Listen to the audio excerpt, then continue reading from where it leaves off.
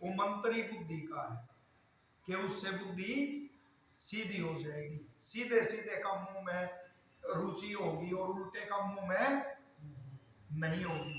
लेकिन जब ये मंत्र जाप आदि, एक मटिंडू के हुए, आपने नाम सुना होगा पीरू सिंह, पीरू सिंह थे ना गुरुकुल मटिंडू खोला जिन्होंने, उनको इतने आर्य समाज के दृढ़ वो थे और अध्ययन करते थे। हमने बुढ़े ऐसे देखे जी, एक अक्षर पढ़े नहीं और पूरी की पूरी संध्या जिनको आती है, पूरा का पूरा हवन, सत्यार्थ प्रकाश की अनेकों बातें।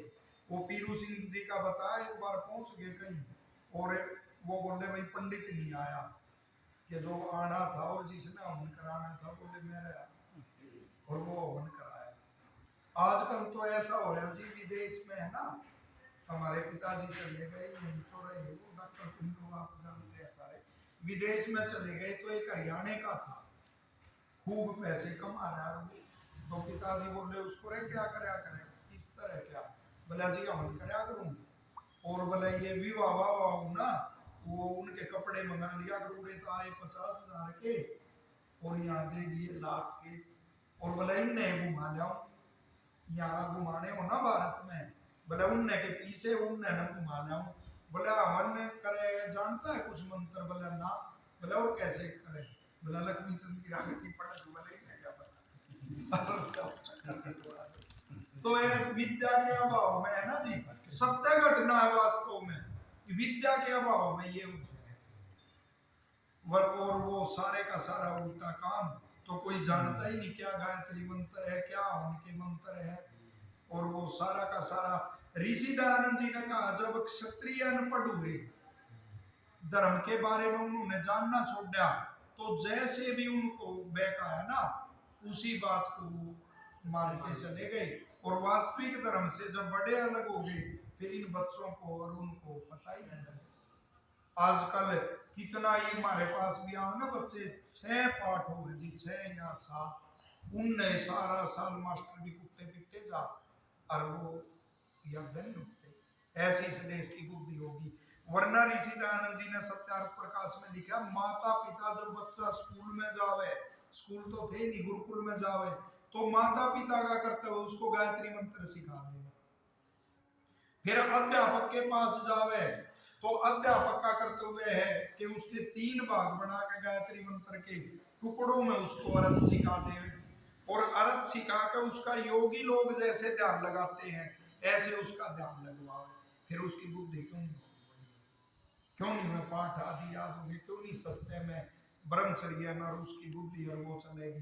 तो ऐसा वो चल गया जगह जगह पाखंडी गुरुओं का, और जितना ये बढ़ता गया ना उतना ही बुद्धि बिगड़ती गई।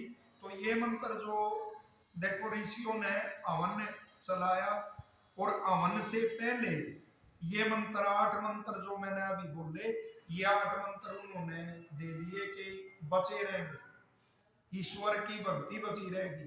इसमें एक मंत्र केवल बताता हूँ, ओम विश्वानी देव सवितर दुरितानी परासुए यद भद्रम तन्नासुए। ऋषि दयानंद को बड़ा प्यारा था ये मंत्र, ओम विश्वानी, विश्वानी के है सारे, देव सवितर, 2 नाम इसमें परमात्मा के हैं। जोड़ सा सुना होगा ना भाई, 50 रुपए सेठ जी से इनाम भी दिलवाऊंगा, या पंचायत व्यक्ति से, ध्यान से सुन लो। अब आप भी इनकी परीक्षा कर लेगा, ध्यान से सुनो, विश्वानी तो याद रह जाएगा ना सारे, देव सवित है, 2 परमात्मा के नाम है, देव मैंने सबका प्रकाशक, सबको आनंद देने वाला, स्वीता मैंने सबको उत्पन्न करने वाला। 2 परमात्मा के नाम नहीं है, परमात्मा के लेकिन उसके 2 नाम है, हे सबको आनंद देने वाले, सब जगत को उत्पन्न करने वाले परमात्मा, मेरे विश्वानी सारे, दुरीतानी, दुरीतानी मैंने हुआ दुर्गुण, परास हुए दूर कर दे, और यद मैंने जो, भद्रम मैंने कल्याणकारी, जो कल्याणकारी गुण है तन्ने उनको आसुए प्राप्त करा दे।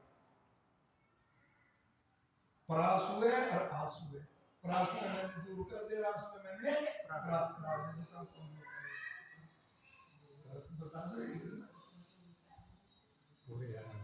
ना, बताएंगे, बताओ पढ़ते हो कौन सी क्लास में? फिर बता बेटे सुनो कितना आसान, आप बताओगे। फिर सुन लो, सुनो। ओम विश्वान, संस्कृत नहीं बोलनी, तब मैं अर्थ बता दूं। ओम विश्वानी देव सविता दुरितानि प्रासुए यद भद्रम तन्नासुए। हे भगवान मेरे जितने दुर्गुण है दूर कर दे और जितने अच्छे गुण हैं उनको प्राप्त करा दे।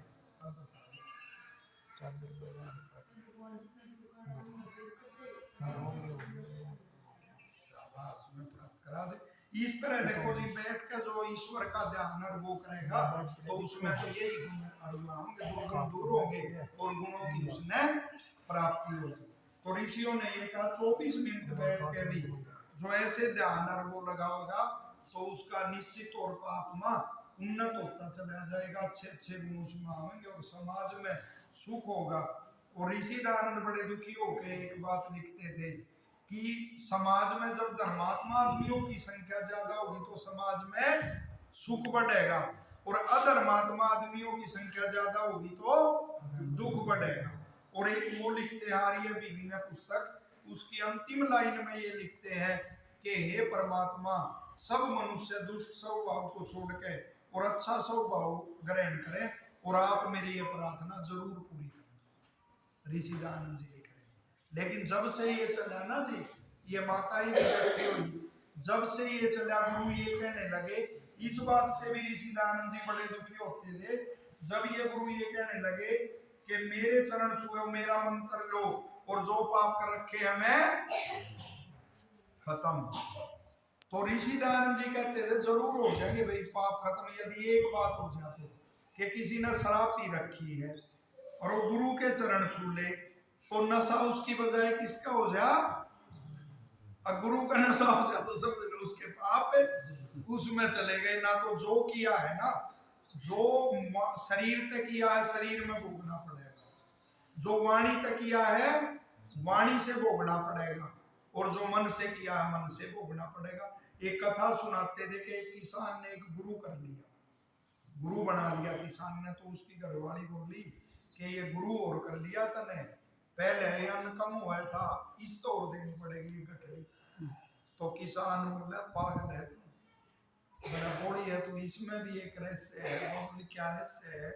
बोला पहले कुछ भी गलत काम करूँ था ना मैं, वो जचाने के लिए कदे तेरी सुखानी पड़े थी, कदे बच्चे की सुखानी पड़ेगी थी, बोला किसकी खाऊंगा? गुरु की खाऊंगा। बोला तो ऋषि दयानंद कहते थे भाई जब गुरु लोग भी चेला लालची दोनों खेले दाओ, बहु सागर में डूबते बैठे पत्थर की नाव। जब ये नहीं थे ना जी, हम भी गांव में रहे इसमें आप भी रहे, जब ये गुरु नहीं थे, हम चाहे आर्य समाज ने मानने थे ना मानने थे, लेकिन आदमियों के स्वभाव अच्छे थे। और जब तक इनका वो चल पड़ा ना तो आदमियों के स्वभाव वो प्यार और वो नहीं रहा। तो उसमें सबसे ये करके जा रहे हैं कि आर्य समाज का जैसे राकेश जी है, इनकी देवी जी है, तो जसवंत जी वानप्रस्थी थे, तो इनके कार्य में कोई भी आजादी का कार्य हो तो उसमें सहयोग किया करो। कोई भी यज पे जो बैठेगा, आपके बच्चे हैं, साप्ताहिक यज करो, इस माँ के चौपाल की भी शुद्धि हो, आसपास की वातावरण की भी शुद्धि हो। देख लेना निश्चित तौर पे बच्चों को जो बोलना चाहिए वही बच्चे बोलेंगे, जो खाना चाहिए वही खाएंगे और जैसा आचरण उनका होना चाहिए वैसा ही आचरण उनको होगा। यज का नाम एक वसु भी है, वसु कहते हैं जो बसाता है। तो पहले कहा करते बसने वाले काम कर लो, उजड़ने वाले मत करो। तो ये काम जहाँ भी होगा सप्ताह में एक होगा, हमने अनेकों गाँव देखे जिनमें भी ये काम होता है, निश्चित तौर पर बच्चों में सुधार वो अवश्य मिलता है। आज